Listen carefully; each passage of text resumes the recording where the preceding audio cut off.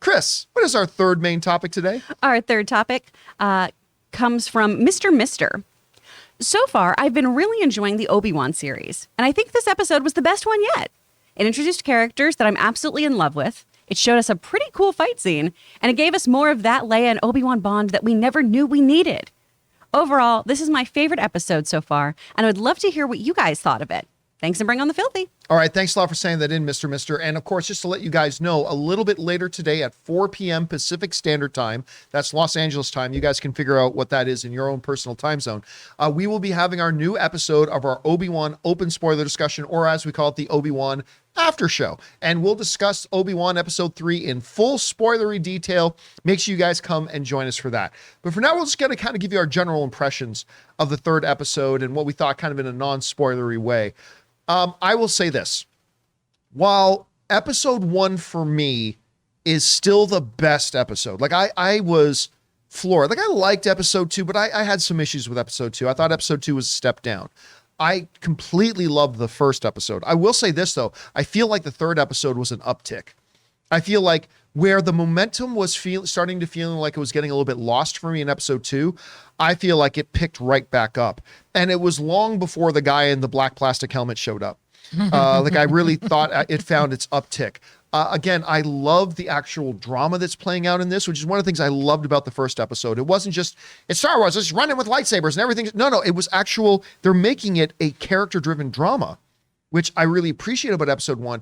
And as we get into this episode, there's a scene where Ewan and the Leia, Obi-Wan and Leia are just basically riding in the back of a truck, right? Mm-hmm. And there's just this dialogue that goes on that I was completely riveted by. I was hanging on every word in the conversation and the performance of Ewan McGregor. And look, I know there are some people out there that aren't big on the little girl playing Leia. Fine. What's wrong with them? Yeah, they're crazy. If that's how her performance hits you, that's fine, all good. I will just tell you, for me, I can't get enough of her. Mm-hmm. I love her. Yeah, and I'm watching this with Ann last night, and she goes, I just want to put her in my pocket and keep her with me all the time. Mm-hmm. It's like, she is, and by the way, if you had to sit down and your mission for the afternoon was, I need to write a child character that embodies everything of Princess Leia Organa Solo, right? They did it.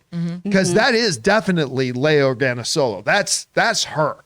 And she's adorable and charming. And the way that her almost naive optimism plays off of the brokenness and the jadedness of Obi-Wan and where he's at, I just found it to be beautiful. Mm-hmm. And I loved that part. It was great.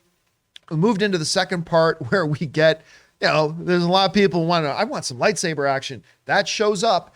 And, we get a little bit more action. We get some of the cast that we knew was coming into the series because we've talked about it for a long time. Some of them finally show up and we get to see them.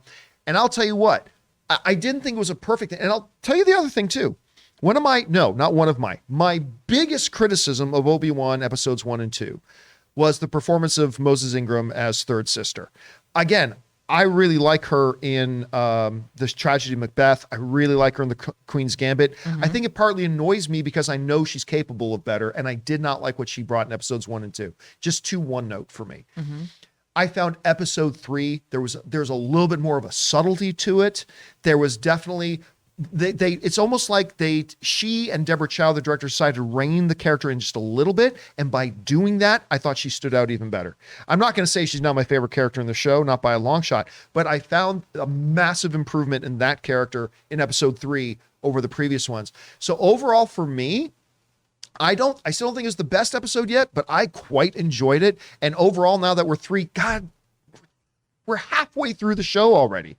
We're halfway through. Mm-hmm. If we don't believe Ewan McGregor about 7, 8, 9, 10, we're halfway through. But I'll tell you what, so far for me, this show is working pretty well. I wouldn't put it on Mandalorian season 1 level yet, but I'm having a good time with it. Anyway, Chris, you had a chance to watch Yeah. Obi-Wan episode 3. What were your general thoughts on it? Oh, I love Leia Organa so much. And if you don't, that's fine. Your opinion's just wrong. Like It's just wrong. she's so charming. And there are so many beautiful acting beats that little girl is delivering too. Because to give a child actor that kind of dialogue as well is a real gamble, right? You're supposed to not work with children or animals unless apparently it's that little girl or Joey Bishop. True. Like those are the ones you want to work with. She is doing excellent stuff. This episode surprised me a lot of ways too, because I've said it on here, prequels a lot of time. I go, okay, well, I know how everyone ends up, so I don't really care. And they're still taking risks. They're still doing a lot of stuff here that made me go, oh my gosh. So there's a lot of fun stuff happening in this episode. And I agree. Moses, I think, has a lot more to do in this episode, right? She gets those juicy little actor moments. And I think for me, in those first 2 episodes, it's a lot of the writing of her character is just, as the third sister, she is trying to show dominance. She is trying to be very, very strong and stoic and rigid among these other people, right? Among these other inquisitors. And in this episode, we get to see some nuance. We get to see these wonderful, wonderful beats where she's just reacting to things. And that's what good acting is, right? It's listening and reacting and seeing something and having it touch that character in a way that we can see it written across her face. And that's where her excellence as an actor really, really shines. So I'm excited for more of that, and I hope we get more of that. We want to take a second and thank the sponsors of this video, MeUndies. Guys, when you've got a job like mine where you're sitting down talking about movies or sitting down and watching a lot of movies, you learn to appreciate a really good pair of underwear. And this summer, guys, why suffer through junk swamp with that 20 pairs in a plastic bag junk that we normally buy for ourselves when you could be enjoying this summer wearing the most breathable, softest, most comfortable underwear out there, MeUndies. I've been wearing MeUndies for a little while now, and I'm telling you, I am never going back. Because let's face it, guys, summer is sweaty, but your butt doesn't have to be. With MeUndies light and breathable micro model fabric, you can stay comfy and cool all summer long. They have super fun seasonal prints and tons of styles to choose from in any size from extra small to 4XL, so you can bring the beach to your butt without ever leaving your living room. Make it a soft summer with MeUndies. MeUndies has a great offer for my viewers and listeners. For any first-time purchasers, you get 15% off. If you sign up for their free-to-join membership, you can apply that 15% off to their already discounted membership prices. So to get 15% off your first order and 100% satisfaction guarantee, go to MeUndies.com/Campea. That's MeUndies.com/Campea. Aaron, what did you think about the 3rd episode? I'm not gonna lie, I didn't love it. I agree that it was an uptick from episode 2. The scenes between Ewan McGregor and Vivian Lyra Blair are so beautiful. And you know what? You're right. Not every performance is for every viewer. But unfortunately, if you're not a fan of hers, you're going to be SOL for a while. Yeah, you're just not, there's nothing here for you. She's not only clearly dominating this show and holding her own with Ewan McGregor in all of their scenes, which is pretty challenging. But also she's got 3 movies coming out and that she's starring in that included The Boogeyman, which has an incredible stellar cast and looks like it's going to be a really cool movie that you will probably not see. Nope.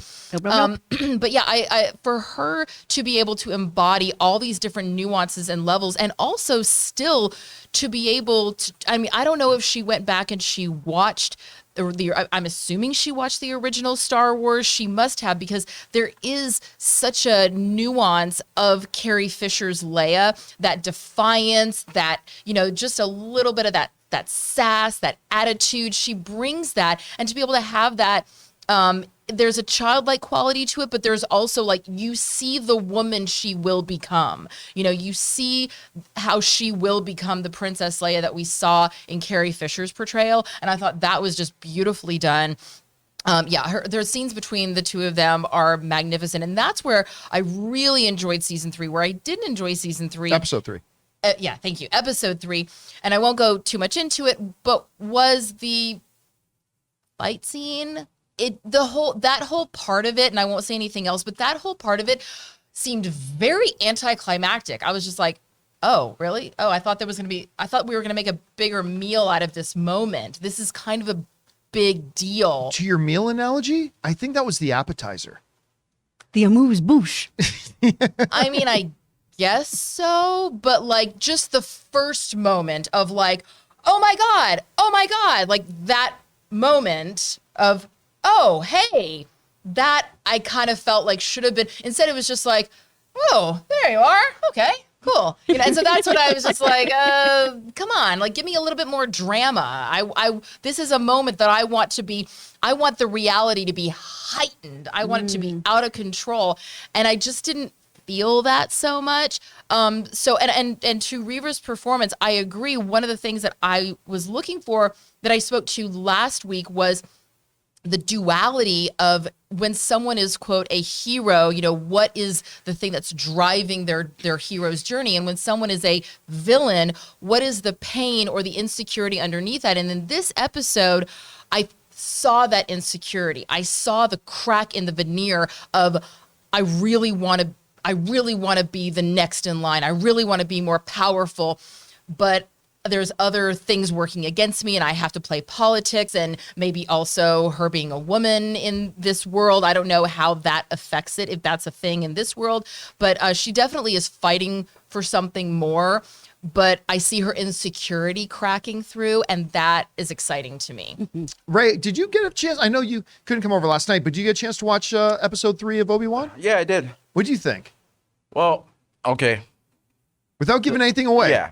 The little girl, she won me over. I mean, she's great. Like I was kind of annoyed because I thought she was taking too much of the show from Ewan McGregor. Oh, Ewan McGregor.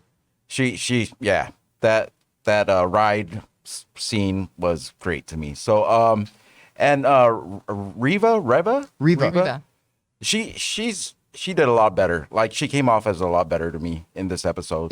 She was a more watchable character this time. Just because the way like I get her purpose, like what she's trying to do now. So like me, it was never really her acting. It's just like I just didn't know her purpose. So yeah. So the show it's good to me. I can't wait to see the next one. But the thing between the two people is it was a letdown a little bit. Oh, gee, I loved it. But we'll talk about that in more detail. Remember, guys, today, 4 p.m. Pacific Standard Time, me, Robert Meyer Burnett, we're going to be doing our open spoiler discussion or after show of Obi-Wan Episode 3. Make sure you guys come and join us for that. But for now, what did you guys think? Did you have a chance to watch Episode 3 yet? If so, what did you think? Was it the best of the 3, the worst of the 3, somewhere in the middle? How did you feel about it? Jump down to the comment section below and let us know your thoughts.